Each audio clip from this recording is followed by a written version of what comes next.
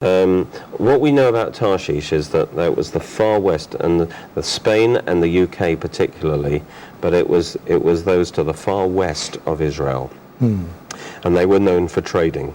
And we know that trading went out to the UK with tin and everything like that. I was going to say mining with it. And so the merchants of Tarshish, I think, is the western edge of Europe, including the UK. And it talks about the cubs. Now, what came out of Spain and the UK were, of course, the Americas, and Australia and the Commonwealth. So all those Western powers, they're going to object. Sheba and Dedan are interesting because that's Saudi Arabia mostly, and so they're going to object too. But again, that makes sense in the political climate.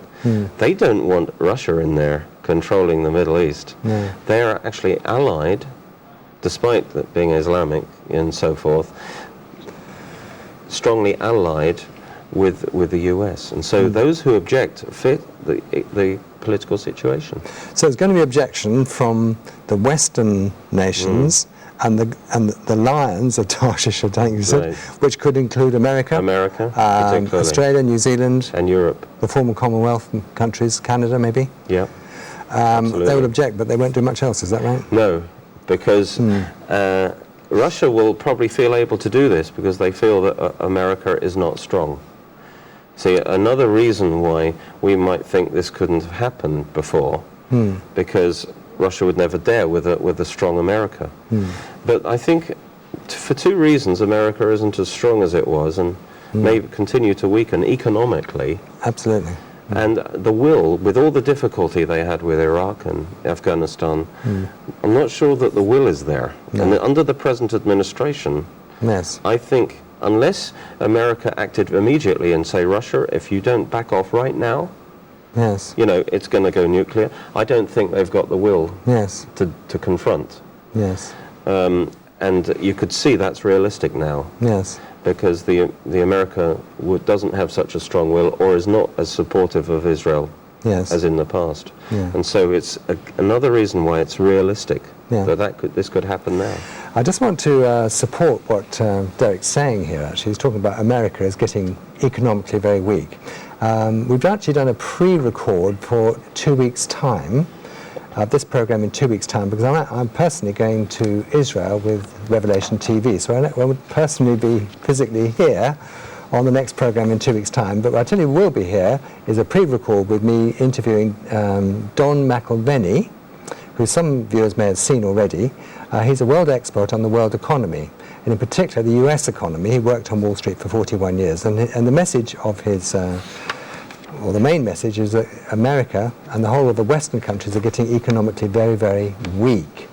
And actually, if you go to my website, I'm actually a fan not only of Don McElveny, but also of Derek Walker, and you can see a lot of their work free on our website, which is freechristianteaching.org. You can also see a lot of my own teaching, and also Roger French's teaching, excellent Bible teaching. And also we're introducing some teaching from Howard Conda and Gordon and Leslie. Sorry, Howard Conda and Leslie Conda and Gordon and Lorna and Yemi and Doug, all well-known presenters on Revelation TV. But anyway, just about 2 weeks' time, if you want to make a little note, because Don McElveny, who really is a genuine world expert on the world economy, is going to be talking about how weak America is economically, supporting what you're saying. Which will make it... Russia at some point will calculate that they can do this and get away with it. Yes. So the next thing is what happens when they do invade? And this is where it gets exciting, isn't it? And in the nations involved, it doesn't include the nations immediately around Israel, but they could well be included, you see, because if Russia, Turkey come from the north, they've got to go through Lebanon. So that's Hezbollah territory. And also they'd need to come through Syria from Iran. And so Syria, Iran, possibly even Jordan might be involved in this. But God actually, this is where it gets interesting really, because in Ezekiel 38:14 we see that God says, on that day when my people Israel dwell safely, will you not know it? Then you will come from your place out of the far north. Get another proof that it's from Russia and Turkey. But God says that this is my people you're attacking. Yes. Now, this is covenant talk. This is God saying, I'm going to fight for my people, and they're going to know it was me who saved them, not America, not anyone else. Yeah. And then it says, you will come up against my people like a cloud to cover the land. It will seem like this invasion is successful. The land will be covered. And in the latter days, I'll bring you up against my land. God says, you're coming against my land, and I won't take that lying down. Why?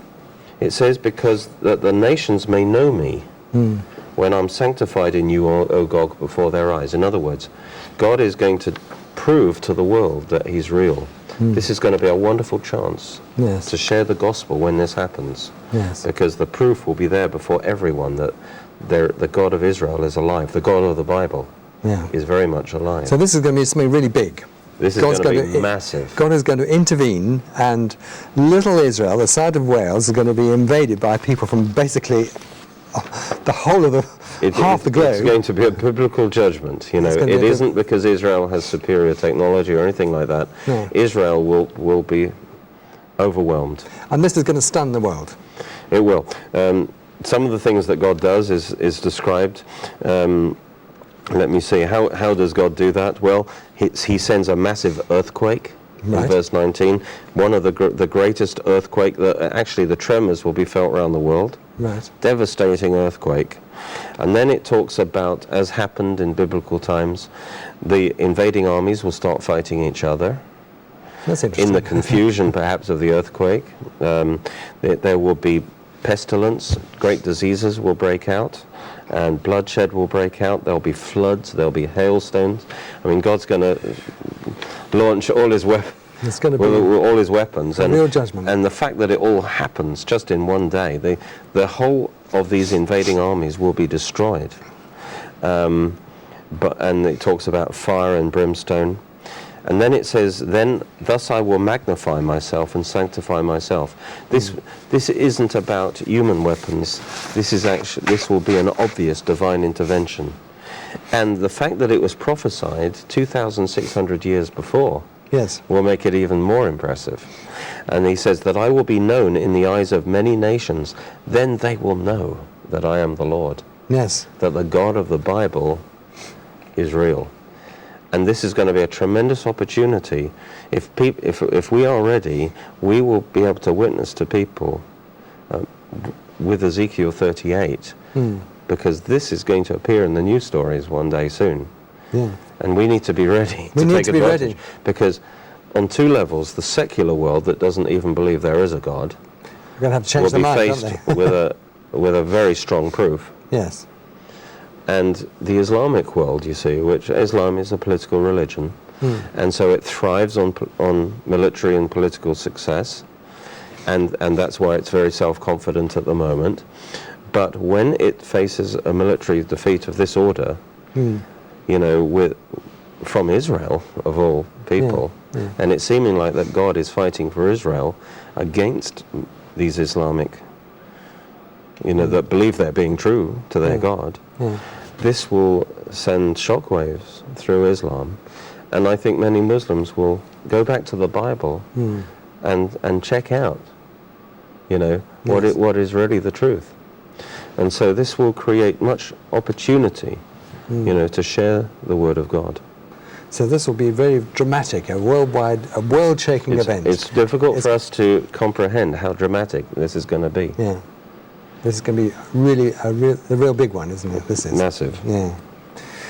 So you've answered what will be the effect of the manifest judgment on Israel's enemies. There was one question. It does say in verse 39, chapter 39, it kind of repeats a bit of the story and emphasizes. In verse 6 it says, I will send fire on Magog and on those who live in security in the coastlands. Then they will know I'm the Lord. And it seems like not just the invading armies will be destroyed in the land, but there will be fires in the lands that send the invasion, particularly. Right. Now, we don't know what kind of fire that will be, whether it's human weapons or other stuff. one of the questions was about Damascus, because there's a prophecy in Isaiah 17 about the destruction of Damascus, that which hasn't happened. Of course, we don't know if that happens at this time. It's possible. Or it could happen as a separate event, maybe in the tribulation. We don't know. But there will be all kinds of stuff going on around the world. Sure. And it will be very dramatic. Yeah. Now we come to this really interesting thing, is about exactly the timing of this. Right. Because there actually is a lot of different views on it. I'm actually quite well known on Revelation TV for being a pre-tribulation rapture believer. Good for you. And I think you support that view, don't you? Yeah, I do. Yeah. Now the question I was going to ask you, do you believe that this event, this world-shaking event, is going to be before the rapture, after the rapture, during the tribulation, or when? That's a very good question. I believe it's most likely to be before the rapture. Right. Although it could just be just after the rapture. Right. But I think more likely it's going to be before the rapture. In other words, it could happen in our time. It could happen any time. If we think of the possibilities, I don't think many people hold to the view that it happens after the 1,000 years. No. Although there's a talk about Gog and Magog is mentioned again. But one of the things, we won't read the verses, but is clear, and having I enjoy mathematics, and so I take the numbers of the Bible seriously, where many people don't. But it clearly says that there will be a 7-year clear-up operation after this battle. It does. That's an interesting number, isn't it? The Gog and Magog of Revelation 20, it can't be that battle, because we're immediately into eternity then, into the eternal state. So there's 7 months burying the dead, and then 7 years burning all the weapons and everything. Well, that 7 years more or less ties it down. It can't be at the end of time. That 7 years more or less ties it down to either pre-rapture or very early on. For instance, some say it's the Battle of Armageddon. Well, it could say at the end of the post-tribulation. But there wouldn't be time for the 7 years to be finished. That's silly, because the earth will then be totally renewed. Yeah. In any case, the other thing that is clearly that the armies of Armageddon are destroyed by the personal return of Jesus Christ. Yes. These armies are destroyed by the elements of nature, perhaps orchestrated by God, earthquakes and such things. Sure. But it's a totally different scenario. Yeah. Some people say it's in the middle of the tribulation. But again, you've got the problem of the 7 years. Well, if it's in the middle of the tribulation, there'd only be 3.5 years left. Exactly. And so you wouldn't have time to get the 7 years in. So, exactly. And Israel are on the run in the second half of the tribulation. So anyway. To come back to your early point, it's either got to be just before the rapture or just after the rapture, the beginning of the tribulation. Well, it doesn't have to be just before the rapture. It could be a number of years. Oh, could it? Oh, right. And if you think in halfway through the tribulation, Israel actually are told, well, a large chunk of Israel have to flee to Jordan. When they see the abomination of desolation, Jesus said, let everyone flee. And really, Israel will be decimated at that time.